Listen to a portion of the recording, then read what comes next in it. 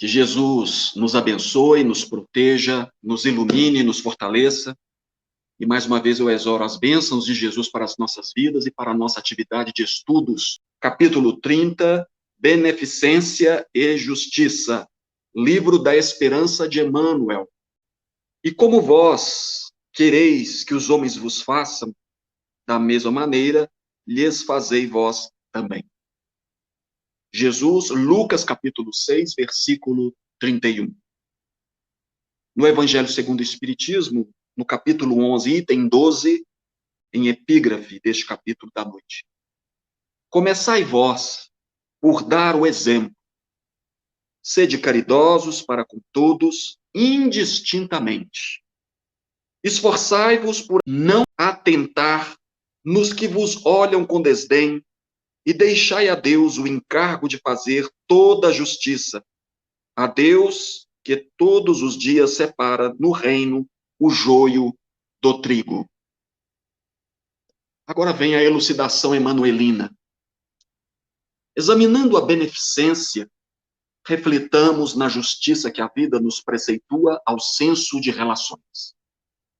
Sem ela, é possível que os melhores empreendimentos sofram a nódoa de velhas mentiras cronificadas em nome da gentileza. Através das escabrosas necessidades materiais, e claro, te alegras ante o auxílio conveniente. Mas se a cooperação chega marcada pelo manifesto desprezo dos que ajudam com displicência, como se desfizessem de um peso morto, estarias mais contente se te deixassem a sós. Caíste moralmente, ansiando levantar, e rejubilas-te diante do apoio que te surge ao reerguimento. Entretanto, se esse concurso aparece tisnado de violência, qual se representasses um fardo de vergonha para os que te supõem reabilitar, sentirias reconhecimento maior se te desconhecessem a luta. Choras nas crises de provação que te fustigam a existência, e regozijas-te quando os amigos se dispõem a ouvir-te o coração faminto de solidariedade. Mas se pretendem consolar-te, repetindo apontamentos forçados como se fosses para eles um problema que são constrangidos a suportar por questões de etiqueta, mostrarias mais ampla gratidão se te entregassem ao silêncio da própria dor. A justiça faz-nos sentir que o supérfluo de nossa casa é o necessário que falta ao vizinho. Que o irmão ignorante tombado em erro é alguém que nos pede os braços e que a aflição alheia a amanhã poderá ser nossa. Beneficência, por isso, assume o caráter de dever puro e simples. Recomenda-nos a regra áurea. Faze aos outros o que desejas que te seja feito. A sentença quer dizer que todos precisamos de apoio à luz da compreensão, de remédio, que se acompanhe de enfermagem e de conselho em bases de simpatia. Em suma, todos necessitamos de caridade uns para com os outros, nesse ou naquele ângulo do caminho, mas é forçoso observar que se a beneficência nos traça a obrigação de ajudar, ensina-nos a justiça como se deve fazer.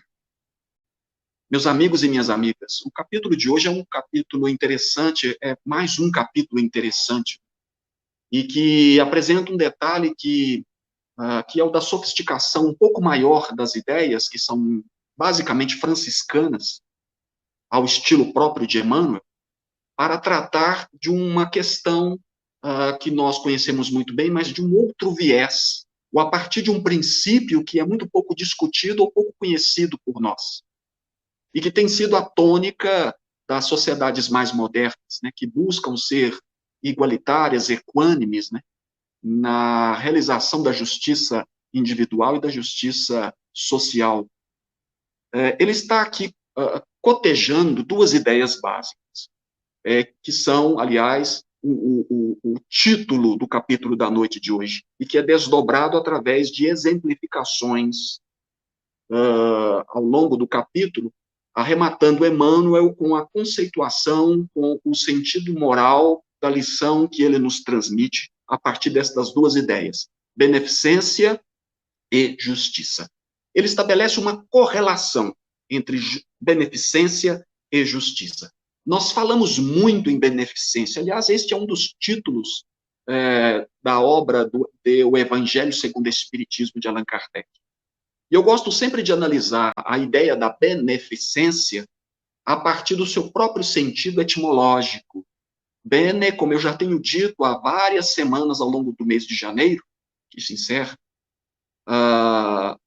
que a beneficência ela pode ser interpretada a partir da sua etimologia latina por meio das seguintes expressões. Bene facere scientia. Bene facere scientia. Bene, bem, facere, fazer, ciência, conhecimento. A beneficência, no sentido mais literal da palavra, é a ciência ou a capacidade, o conhecimento que se deve ter para se fazer o bem. É curioso isso, porque nós temos uma tendência, né, a reduzir, ou a reduzirmos a ideia a uma prática comezinha da própria caridade. Mas para que ela seja de fato caridade, ensinada por Jesus e explicada ou desdobrada pelas interpretações da doutrina espírita, a partir da questão 886, que trabalha com a ideia de caridade, ela precisa trazer em si uma arte, ou uma ciência, ou conhecimento adequado, capaz de torná-la, digamos assim, requintada, mas não complicada, ela continua simples, mas requintada, a fim de que o bem que é feito por nós seja, de fato, essencialmente, um bem afetuoso, fraterno e amoroso, e que não deixe rastros, ou imperfeições, ou problemáticas ou dificuldades que ensejariam a retificações posteriores. Jesus é um exemplo perfeito disso, é aquele que faz uma vez só, faz bem feito, não deixa pontas, é um bem extremamente sofisticado. É um bem requintado pela capacidade que ele tem de não deixar sobras. Ele é simples, ele é sincero, ele é verdadeiro, ele é transparente, o bem que se faz, o bem que Jesus faz, mas ele não tem os caracteres próprios da condição humana, os caracteres do orgulho e do egoísmo ou do interesse pessoal, que são as características muito comuns à prática do bem que tentamos realizar para nos sentirmos verdadeiramente bons. Mas Jesus, na sua humildade, não aceitou o título de bom, atribuindo-o a Deus. Atribuindo a Deus. Mas o bem que Jesus faz reflete a bondade de Deus, ele que é o verbo encarnado. E quando ele passa, ele vai, digamos assim, cancelando todas as possibilidades ou tergiversações ou desvios que seriam muito comuns à nossa condição humana. E ele, quando passa, só passa uma vez, porque o bem já está pronto, consolidado, muito bem feito, de dentro para fora, sem nenhum desperdício. Jesus é, de fato, o gênio, ou o super gênio do bem. Este exemplo deveria ser seguido por nós no nosso processo evolutivo. Deveríamos nos tornar gênios do bem. Se não podemos ser super gênios ou gênios, sejamos bons verdadeiramente. Aqueles que, de forma desinteressada, conseguimos realizar o bem de tal maneira que ele, de fato, atinja a sua finalidade, o seu objetivo, na concretização, na consolidação e na fixação dos efeitos do bem, para que, a partir daí, outros efeitos em cadeia se sucedam. Meus amigos, um bem praticado, ou seja, feito com benefacere scientia, feito com ciência, com beneficência, é um bem que gera efeitos imprevisíveis. Se o mal praticado nos vincula, gerando responsabilidades nefastas, o bem, quando realizado com responsabilidade, com consciência ou com conhecimento verdadeiramente fraterno e amoroso, nascido das entranhas da nossa individualidade espiritual, gera efeitos dos mais extraordinários e os mais imprevisíveis. Um exemplo disso podemos encontrar na parábola do bom samaritano, que foi objeto aqui de análise de Emmanuel. Porque naquela parábola nós temos ali o bom samaritano, que não foi identificado, mas que realiza um bem ou uma caridade tamanha, que não deixa de ser simples e nem por isso, mas continua sendo perfeita. Ela não tem, digamos assim, desvios. Ela é uma caridade absolutamente impecável. Porque ele cuida, ele socorre, presta os primeiros socorros, ajuda, coloca no cavalo, vão os dois para uma estrebaria, para um local. O bom samaritano deixa o homem doente ali, paga suas despesas, faz recomendações, segue viagem, e quando volta, adiciona novos benefícios para satisfazer as necessidades daquele doente que ficou aos cuidados do estalajadeiro. É uma caridade que é impecável, ela é perfeita. Não há furos, não há vacilos, não há vacilações. É uma caridade, digamos, que não deixa rastros. Ela é exemplar, ela é paradigmática. E ela se encontra na parábola que não poderia ter vindo senão da mente iluminada do nosso Mestre Jesus. A parábola do bom samaritano. Compreendendo, então, que a caridade ela precisa ter esse caráter de beneficência, ou seja, ela tem que ser benevolente, ela tem que ser indulgente, e ela tem que contar, ela tem que trazer em si perdão das ofensas, conforme está lá na questão 886 do Livro dos Espíritos. Essa caridade, ela passa, então, a esgotar as possibilidades. E, quando feita, ela se faz por si mesma e não precisará ser repetida mais tarde, porque ela já estará consolidada em seus efeitos. Consolidada em seus efeitos, que serão imprevisíveis, obviamente, não apenas para aquele que a recebe, mas para aquele que a pratica. Quando não é assim, e nós estamos nesse estágio, ela passa a ser aquilo a que Emmanuel se referiu no capítulo anterior, no capítulo 29. O meio-bem. É o bem mais ou menos, que traz, o que mais ou menos? Porque ele traz em si, ele está mesclado ou enodoado pelo interesse pessoal. Impulsionado ou instruído ou informado pela vaidade, pelo orgulho e pelo egoísmo, que são terríveis inimigos do amor e da caridade, e da humildade. Então, essa caridade é o meio-bem. Então, pensemos assim, o bem não pode ser assim. O bem tem que ser o bem por completo. Ele tem que ser perfeito, não no sentido pleno como tal, como fez Jesus, ou como ele é em Deus, que é amor. Mas é o bem que é o bem perfeito, tal como nos recomenda Jesus quando ele diz: sede perfeitos, como perfeito é o vosso Pai que está nos céus. Como perfeito é o vosso Pai que está nos céus. Esse bem perfeito é aquele que esgota as possibilidades do amor. É aquele que não deixa rastros. É aquele que se consolida, que se fortalece por si mesmo pelos efeitos que deixa. E para isso ele precisa de desinteresse, ele precisa de verdadeiro amor, que precisará, obviamente, para se manifestar em nós, precisará ser burilado pelo exercício constante. Não é uma crítica àquele que faz o bem assim, ou meio bem.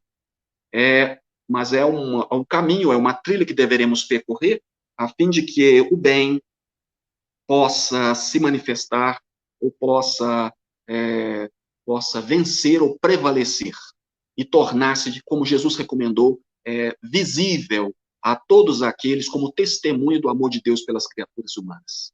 É a luz que brilha, é a luz que brilha. Se não for assim, será um meio bem, ou seja, é o meio casamento que não presta, é o meio namoro, é o meio salário, que pode ser muito digno para quem precisa, mas que não é justo. Além disso, além da ideia da beneficência em si, Emmanuel nos apresenta aqui um requisito, um elemento indispensável, imprescindível, para que essa beneficência possa, de fato, canalizar os efeitos do amor e da caridade. A beneficência só será verdadeira e plena quando ela dá ao outro o direito de ser como quiser, ou quando ela sabe respeitar com justiça o direito do outro. E aí vem o conceito de justiça vinculado à ideia de beneficência. A ideia de justiça aqui não pode ser limitada, obviamente, às ciências jurídicas apenas. Obviamente, a ciência jurídica, o direito, será um instrumento valiosíssimo na interpretação da justiça, que será o seu objeto sagrado. Mas precisamos ampliar o conceito, porque, do ponto de vista do ordenamento jurídico da Terra, a justiça pode ainda estar eivada de muita injustiça, por causa do direito que o ordenamento estabelece em favor deste ou daquele indivíduo, ou de determinados grupos. E a cada tempo, considerando a evolução histórica do mundo, o direito se modifica pela modificação das suas próprias leis. Mas haverá de existir um conceito básico que inspira, digamos assim, a mente dos legisladores, de todos os ordenamentos jurídicos, que, sendo mais ou menos justos, tentam se aproximar deste princípio para serem, de fato, equânimes e contribuírem para a construção de uma sociedade que possa ser considerada por eles justa. Eu me lembro aqui das institutas, o conceito objetivo, ou melhor, no sentido naturalista, ou natural, de justiça, que se encontra nas institutas do imperador Justiniano, porque os romanos eram muito sábios e muito hábeis pelo seu espírito pragmático na aplicação da justiça. Mas eles tinham um conceito muito, digamos assim, objetivo e concreto de justiça, que deveria se concretizar através de uma sociedade que eles consideravam, obviamente, mais justa. Nas institutas, existe uma recomendação do imperador Justiniano que vem a calhar e que se adequa, pelo seu caráter transcendental e atemporal, a qualquer conjuntura e a qualquer contexto histórico. É uma ideia muito provavelmente inspirada nos conceitos espirituais da vida maior, e que, obviamente, se adequa aos interesses, né, dos homens na Terra, o que pode ser um problema também. Mas as institutas dizem o seguinte: nos apresentam 3 propostas de conduta ou de transformação de comportamento humano, que são virtudes, consideradas virtudes ou hábitos que todo homem justo deveria ter, e que também é refletida pelos estoicos. Me permitam aqui usar a expressão em latim, vou traduzir. A primeira diz assim: vivere honeste. A segunda é nemnen ledere. E a terceira é uniquic sum tribuere. A primeira diz vivere honeste. Vivere honeste é viver honestamente. A segunda ideia é nemnen ledere, o segundo princípio das institutas de Justiniano. Nemnen ledere significa não prejudicar a ninguém. E o terceiro princípio justiniano, que se encontra nas institutas, é uniquic sum tribuere, que tem tudo a ver aqui com a ideia de justiça. Uniquic sum tribuere significa dar a cada um, ou atribuir a cada um, o que é devido. E o que é devido? O direito. O que é devido ao outro? O direito. Ou o respeito ao direito do outro. E nada de dizer, conforme diz aí o senso comum, de que meu direito termina onde começa o direito do outro. O direito nunca termina onde começa o direito do outro. Se o meu direito terminar onde começa o direito do outro, ninguém tem direito. O direito, ser humano é ser junto.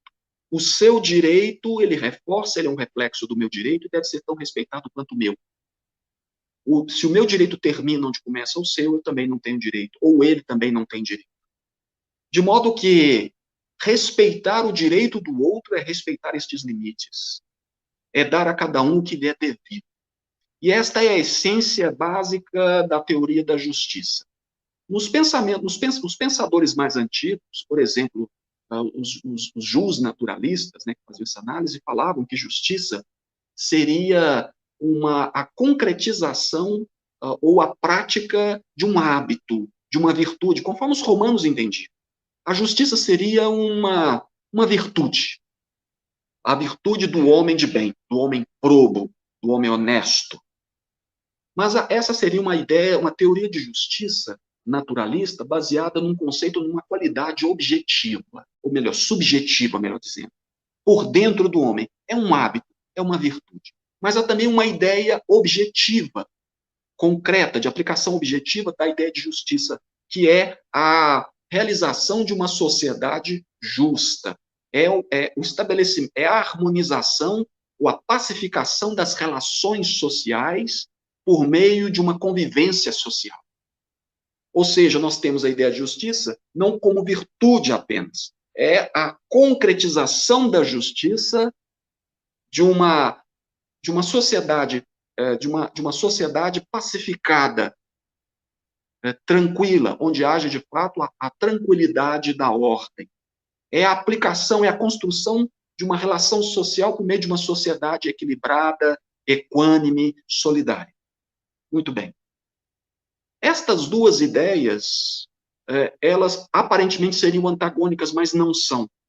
E quem pode, digamos assim, conciliar esses dois pensamentos é o nosso amado e inesquecível Platão, discípulo de Sócrates, né?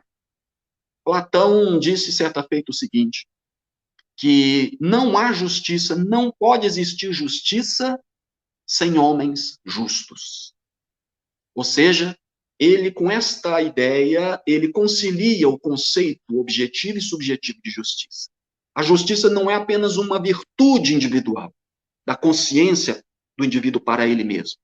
É também o reflexo deste homem que é justo por virtude individualmente considerado e que plasma, pelo seu comportamento justo, uma sociedade solidária, uma sociedade feliz, equânime, que de fato respeita o direito do outro. E para isso nós temos que remontar, então, ao conceito fundamental do amor. Sem a ideia do amor materializada, veiculada pela caridade, como beneficência, indulgência e perdão, nós dificilmente entenderemos o que de fato é justo.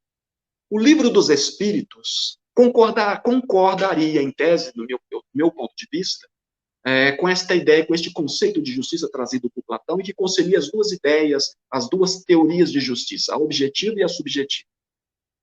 Na pergunta 875 do Livro dos Espíritos, Allan Kardec pergunta: que definição se pode dar de justiça? E os Espíritos respondem: a justiça consiste em respeitar o direito de cada um. Olha que bonito. Em respeitar o direito de cada um. Isto tem conexão perfeita com o pensamento de Justiniano lá nas suas Institutas, quando ele diz que justiça é dar a cada um o que lhe é devido. Ou seja, unequic sunt tribuere. Essa ideia de dar a cada um que lhe é devido é a ideia que aparece, por exemplo, e que é ratificada pelos espíritos da codificação espírita, nesta pergunta do Livro dos Espíritos de Allan Kardec. Ela também se encontra em síntese, intuitivamente, no pensamento dos grandes filósofos, dos pensadores do direito, dos grandes técnicos, dos juristas. Por exemplo, eu me lembro de um aqui, Miguel Reale, um grande filósofo, filósofo. Ele tem obras fantásticas no campo da filosofia, do direito. É um homem sapientíssimo, salvo engano, acho que foi reitor da Universidade de São Paulo, da USP de São Paulo. É um homem extraordinário, um homem fascinante pelo brilho da sua inteligência. E ele afirma que a justiça, ela é uma relação, é uma proporção, é uma relação de proporcionalidade entre homens em sociedade.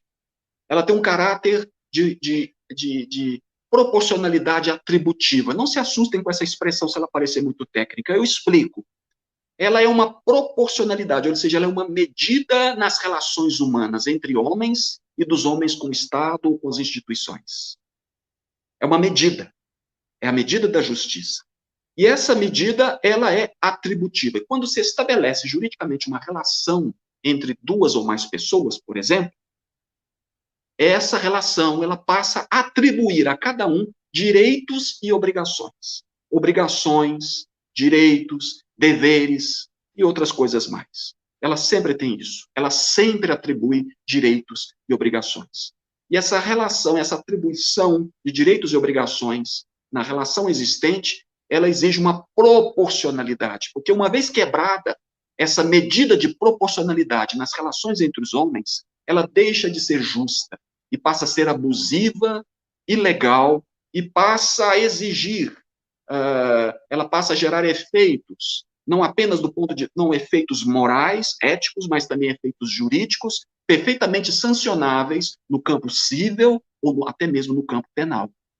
Então vejam que o direito, embora seja uma ciência, com sua própria metodologia científica, ela bebe nas fontes sagradas dos princípios superiores a que se refere a doutrina espírita, os próprios juristas, mas também os antigos filósofos do passado, como Platão e outros tantos.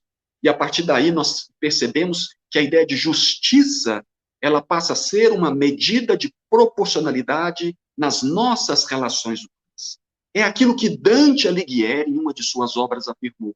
O direito é uma proporção real e pessoal de homem para homem. Essa era a visão de Dante Alighieri, o grande poeta da Divina Comédia, não é? E que escreveu outras obras que apresentam reflexo em outras áreas, né, inclusive na área do direito. Ele diz que o direito é uma proporção real e pessoal, de homem para homem, que uma vez consagrada, consagra a sociedade, mas uma vez corrompida, corrompe a sociedade. Então, meus amigos, sem direito, não há uma sociedade equilibrada, não há respeito. As relações esmorecem e passamos a ser aquilo que Thomas Hobbes falava, né? Homo homini lupus. O homem é o lobo do homem. Porque mesmo numa sociedade ordenada juridicamente por leis e direitos humanos, ela apresenta muitos conflitos e muitos problemas. E esse por causa exatamente do interesse pessoal, não apenas dos indivíduos, das pessoas individualmente consideradas, mas também das grandes corporações econômicas que vicejam em nosso planeta e que, pelo seu poderio e hipersuficiência, exercem influência, pode gerar efeitos ou influência nefasta sobre os mais fracos, desequilibrando a sociedade, gerando pobreza e miséria, enriquecimento ilícito e outras coisas mais que depõem contra o conceito de justiça. Então, meus amigos, sem justiça, não há solidariedade, não há liberdade, não há segurança. Vejam que a ideia de justiça não é uma ideia apenas juridicamente falando, não é uma ideia que pode ser considerada apenas do ponto de vista do direito. É um conceito, é um princípio inerente ou imanente à natureza e que está calcada na lei natural ou na lei de Deus. E onde é que está escrito? Isso é muita teoria. Eu provo. Na pergunta 875, salvo engano, os Espíritos nos apresentam, do Livro dos Espíritos, Allan Kardec pergunta que, com exceção do direito consagrado pela lei humana, porque o direito, quando ele é consagrado pela lei humana, ele pode ser justo ou injusto, pode criar, por exemplo, uma desproporção, uma quebra dessa medida de justiça entre as criaturas. Tirando isso, ele pergunta se a justiça, qual seria a base da justiça segundo a lei natural, que é a lei de Deus? Qual é a base da justiça? E os Espíritos, mais uma vez, remontam a Jesus, quando ele afirma que é preciso dar ao outro aquilo que lhe é devido, fazer ao outro aquilo que gostaríamos que o outro nos fizesse. Esta é a ideia que se encontra, por exemplo, em Lucas capítulo 6, no versículo 31, que foi colocado em epígrafe do capítulo de hoje do Livro da Esperança. Ele diz assim, aquilo que quereis que os homens vos façam, fazei vós também da mesma maneira a eles. Olha só que ideia interessante. Aquilo que quereis, porque, obviamente, não poderemos exigir do outro, senão em determinadas circunstâncias, ou em determinados campos do direito, nós não poderemos exigir que o outro faça aquilo que gostaríamos que ele fizesse, principalmente se o ato que ele deva fazer, ele é imanente à autonomia moral da consciência de cada um. Mas nós podemos querer que ele faça, e esse querer nos vincula à ação no bem, para que façamos a eles o que gostaríamos, ou o que quereríamos que eles nos fizessem. Cuidado, é querer que eles nos façam, e não querer para nós aquilo que nós fazemos aos outros. Porque fazer aos outros querendo tão somente para nós é conspurcar, adulterar a ideia de caridade, reduzida aqui, infelizmente, ao conceito ao paradoxo do egoísmo, do orgulho e da vaidade rasteira.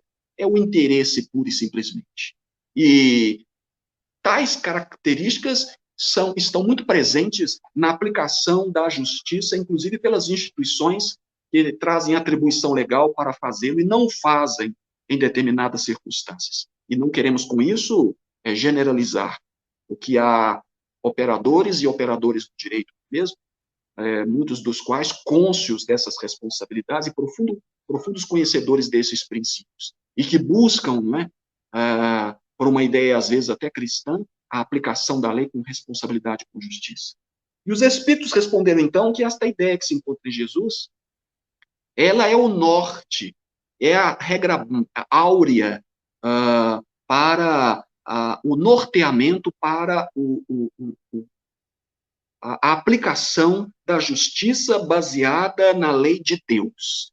É dar a cada um aquilo que é devido. É o respeito, como se encontra na pergunta 874 dos Espíritos, é o respeito ao direito de cada um. São os espíritos da codificação que o diz, é o espírito de verdade que faz essa assevera, que afirma isso, exatamente isso. E Allan Kardec, os espíritos continuam dizendo que na incerteza de sabermos o que fazer, que nos colocássemos, ele fala que perguntássemos à própria consciência, para sabermos se gostaríamos que os outros procedessem conosco da forma como procedemos para com os outros.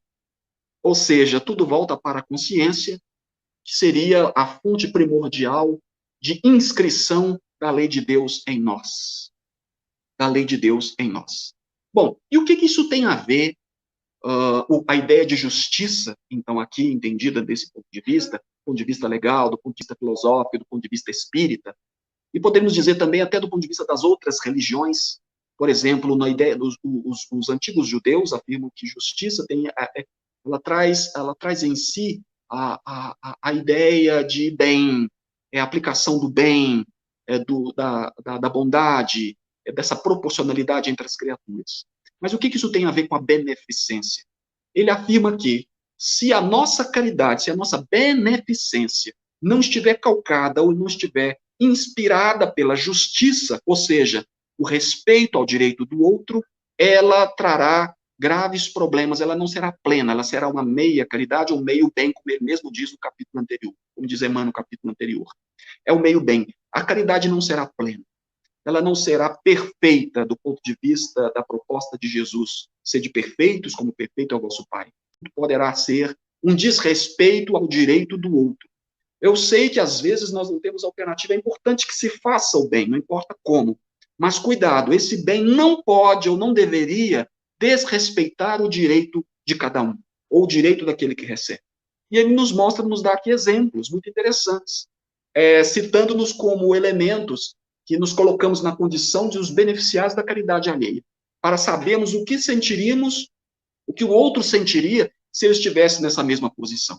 Ele mostra aqui, por exemplo, a questão do indivíduo que tem problemas financeiros, problemas materiais, e que se sente muito feliz com a assistência dos amigos fraternos, que venham ao seu socorro para auxiliá-lo nessa difícil condição, mas que se sente também infeliz por causa da conduta desrespeitosa e invasiva desses mesmos amigos que o tratam com desdém, por exemplo.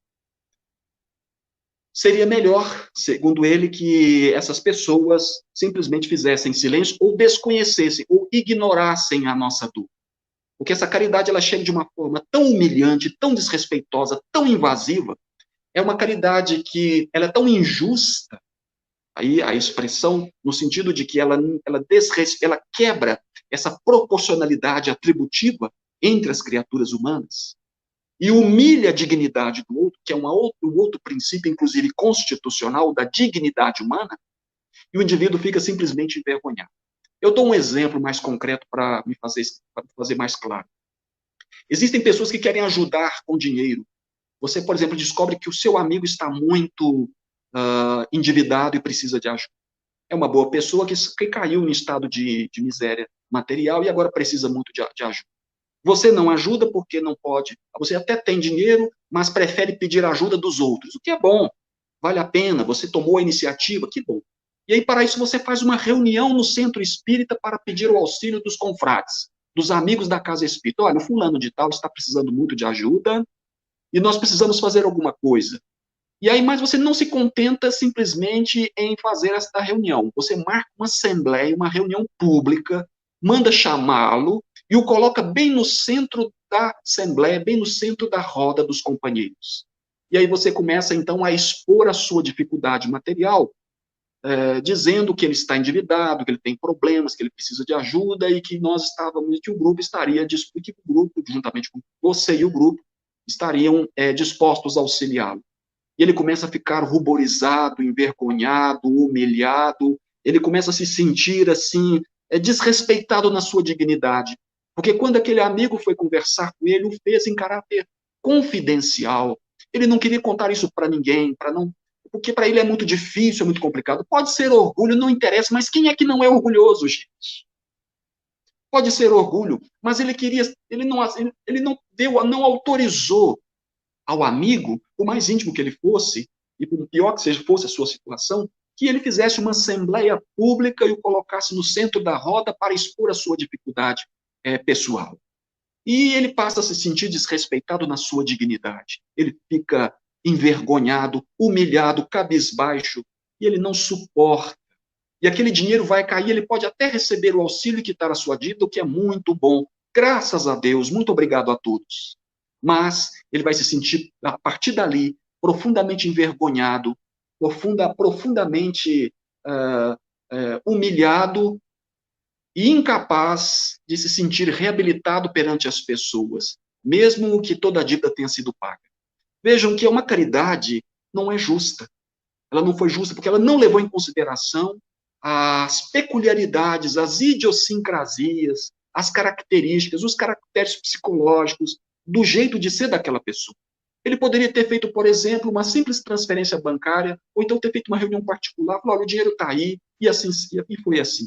Nós temos notícias, por exemplo, na doutrina espírita, de que Kardec auxiliava, isso não foi Kardec que disse, mas são os amigos de Kardec, salvo engano, o pai de Gabriel Delane afirma isso em uma das obras, que Kardec ajudava as pessoas com dinheiro. Kardec não era rico, mas ele auxiliava, e muitas vezes ele mandava nos envelopes, e escrevia, mandava, colocava, postava pelos correios, ou entregava debaixo da porta, às escondidas, para que ninguém soubesse, uma cartinha que simplesmente dizia assim, conjuntamente com o dinheiro, esse dinheiro é em nome dos bons espíritos. Pronto, era só isso que ele fazia. Uma caridade anônima perfeita. Ela não deixa rastros, ela não é ostentatória e muito menos humilhante. Às vezes, no afã de ajudar, às vezes a gente quer ajudar, a gente atropela a intimidade do outro. Eu sei que às vezes não há tempo, às vezes não podemos, às vezes, pensar muito, eu sei. Às vezes é melhor errar por excesso do que por falta, não é mesmo? Não podemos ser omissos. Mas cuidado, sofistiquemos, requintemos a nossa caridade para que ela seja de fato perfeita, seja justa, seja uma beneficência que traga consigo o elemento da justiça, que é o respeito ao direito de cada um. Se você quer ajudar, por exemplo, dando uma cesta básica, não faça dessa cesta básica um instrumento de manipulação da miséria do outro. Há pessoas que dão, olha, estou te dando isso, vou repetir, já disse isso outras vezes, estou te dando essa cesta básica, e não estou dizendo que a caridade material não seja importante, porque ela é importante, principalmente num país pobre e miserável como o nosso, em que as pessoas estão morrendo de fome, principalmente nesses dias de pandemia, mas não podemos, às custas da justiça que consideramos, que nós consideramos do nosso próprio ponto de vista, impor condições e obrigações ao outro, como se ele tivesse o dever de se vincular aos nossos conceitos, às nossas exigências, aos nossos caprichos. A pessoa dá o direito, eu estou te dando essa cesta, meu amigo, mas eu quero que você faça isso, faça isso, faça isso, faça isso, faça isso, faça isso, modifique isso, faça com seus filhos assim, você vai tratar sua esposa assim, assim, assim, assim, assim. Até podemos conversar fraternalmente, porque a amizade permite. O amigo tem que, às vezes, ser importuno mesmo, mas cuidado. É bem provável que ele não o conheça e que ele não tenha dado, seu beneficiário, não tenha dado a você o direito de interferir na vida particular dele. Vamos pensar. Se fosse com você, você aceitaria? Você permitiria que alguém entrasse na sua casa sem a sua permissão, ainda que a título de caridade, para te admoestar seus filhos, colocar defeito na sua comida, nos seus móveis, falar o que você tem que fazer ou não tem que fazer, o que você tem que dizer ou deixar de fazer, o que você tem que falar, o que você tem que vestir, o que você tem que comer? Nós não aceitaríamos. E não é nem por orgulho, é uma questão de intimidade, porque o domicílio é inviolável. Nós temos o direito, à luz da nossa Constituição, as pessoas físicas, elas só não fazem aquilo que a lei proíbe. Então, ela tem o direito. Obviamente, então, é bem provável que a caridade, que a nossa beneficência não esteja sendo justa, que ela não leve em consideração a dignidade humana do outro. E se o outro não está mudando, talvez não seja nem porque ele não queira, porque talvez estejamos sendo extremamente invasivos em nome do amor. Extremamente invasivos, desrespeitosos, injustos. Estamos humilhando e desrespeitando o outro, que se encontra numa situação de penúria e estamos nos aproveitando para manipulá-lo. Quantos não fazem esta beneficência em busca de interesses escusos, meus amigos? Tem toda a aparência do bem. O indivíduo nunca teve problemas com justiça, com a polícia, nunca teve problema nenhum. É um cidadão que desfruta de bom conceito social, de honra objetiva na sua comunidade, mas que se utiliza disso para manipular, para desrespeitar, para maltratar. Ele é injusto, o que não é verdadeiramente bom. Eu estou me lembrando aqui dos candidatos a vereador da última eleição. Vocês se lembram? Alguns se tornaram memes na internet. São candidatos que perderam, alguns não tiveram sequer um voto, nem o dele, e que estavam reclamando da população e da sua comunidade por não terem recebido voto dessas mesmas pessoas, dessas comunidades. E falavam, eu trabalhei a vida toda, eu ajudei a todos vocês, eu fiz isso, eu fiz aquilo, mas vocês não votaram em mim. Olha, vocês vão me pagar, tá certo? E não sei o quê. Então, é uma caridade pejada pelo interesse pessoal. Ele está fazendo para colher mais tarde. Talvez já tenha recebido, mas não vai receber nada além do que já recebeu. Deus é justo, o bem foi feito, Deus aproveita tudo, até o que não presta. Mas eu fico pensando se ainda não teremos que trabalhar muito do ponto de vista do desinteresse, do desapego, do ponto de vista do coração e da mente, para nos descondicionarmos desse falso conceito de caridade, que na verdade não é caridade. É um orgulho disfarçado de bem, porque o mal também pode se disfarçar de bem, pode ter uma falsa aparência. Mas eu não quero desestimular, volto a repetir, eu não quero desestimular aqueles que fazem o bem, que desejam o bem, ainda que imperfeitamente façamos, vamos tentando por erros e acertos, porque o erro e acerto é um processo pedagógico muito útil, mas é preciso fazer aquilo que Santo Agostinho nos recomendou. Ao final do dia, reflitamos, passamos em revista tudo que fizemos de bom e de mal. Ou seja, façamos uma seleção psicológica de tudo que tenhamos feito, para extirparmos o mal e ratificarmos o bem e repeti-lo no dia seguinte para sermos melhores. De tal maneira que vamos nos libertando e nos tornando, já que falamos para espíritas, verdadeiros espíritas reconhecidos pela sua transformação moral e pelos esforços que empregam para o domínio de suas más inclinações ou das suas imperfeições morais. Meus amigos, é um desafio, é um trabalho que exige muita paciência, muito tempo e muita cautela, muita prudência, conforme nos ensina o senhor Honório Abreu, ex-presidente da União Espírita Mineira e profundo conhecedor dos textos bíblicos. É preciso ter muita paciência, agir com cautela, caminhar com vagar, a fim de que o bem, aos poucos, vá se solidificando em nós, quebrando os clichês e as cristalizações egoísticas ou egóicas do nosso passado reencarnatório. Então, estamos aqui aprendendo, em resumo, que a beneficência, para ser verdadeiramente beneficência, uma ciência que faz o bem, ela tem que ser justa. E a justiça conforme nos ensinam os espíritos da codificação espírita, é o respeito à dignidade, ao direito de cada um. É dar a cada um, conforme nos ensina Justiniano, imperador romano, é dar a cada um o que lhe é devido. E o que é devido? O direito.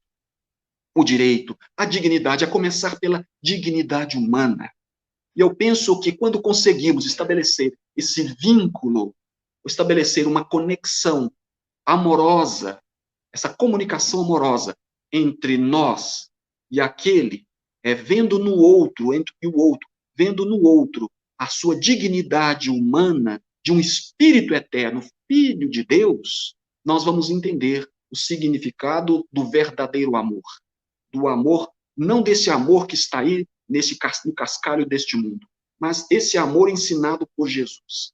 Quando conseguimos, com os olhos do verdadeiro amor, contemplar o outro como espírito eterno, como uma criatura de Deus que traz em si o DNA do seu Criador e que apresenta a sua dignidade espiritual de espírito imortal, talvez tenhamos entendido, talvez possamos compreender essa mesma criatura, no verdadeiro sentido da palavra amor. Compreender aí, conforme nos ensina a própria etimologia nos mostra, né?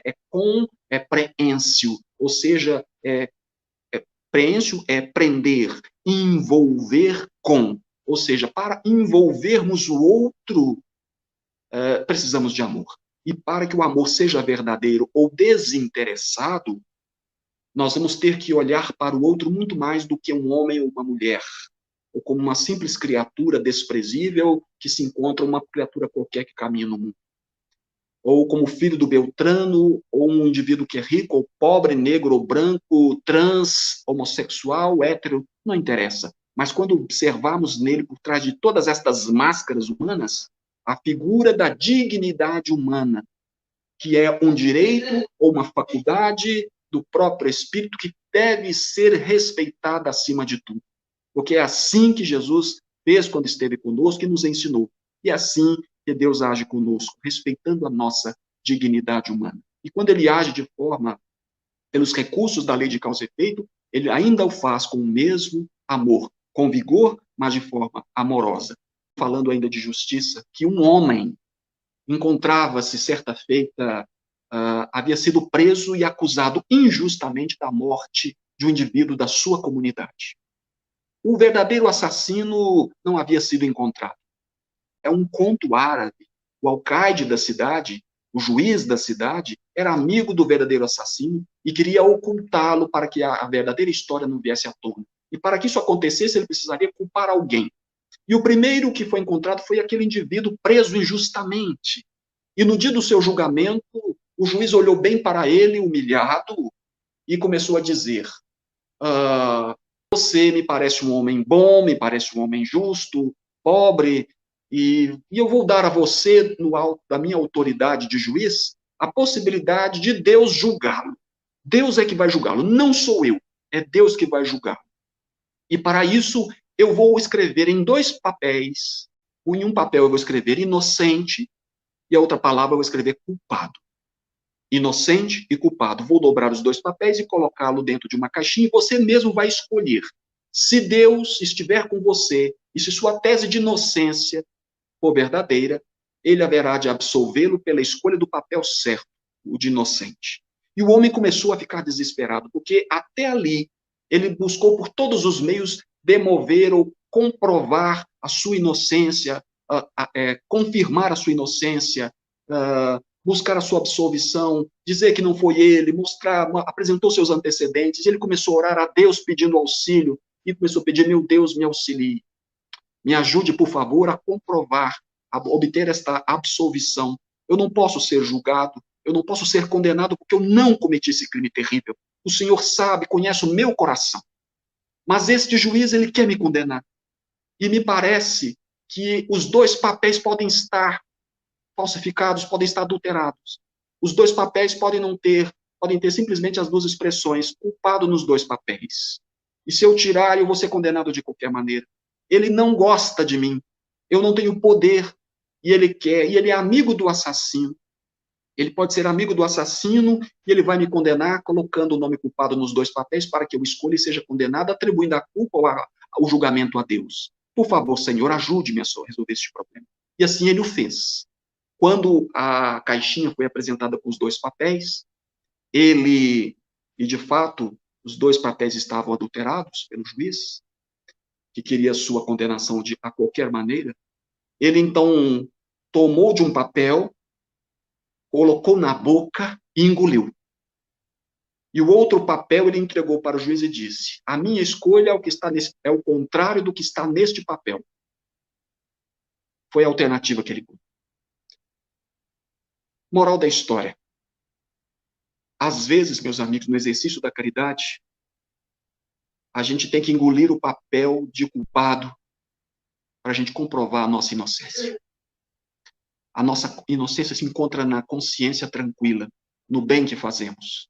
E se o que fazemos como testemunho, como livro aberto, como diz Paulo, né, da nossa vida, não puder demonstrar a nossa índole, a refletir a bondade e a justiça de Deus, não serão as nossas palavras que irão fazer. Meus amigos, eu agradeço pela atenção de todos. Que Deus os abençoe, os fortaleça, os ilumine e nos dê muita paz.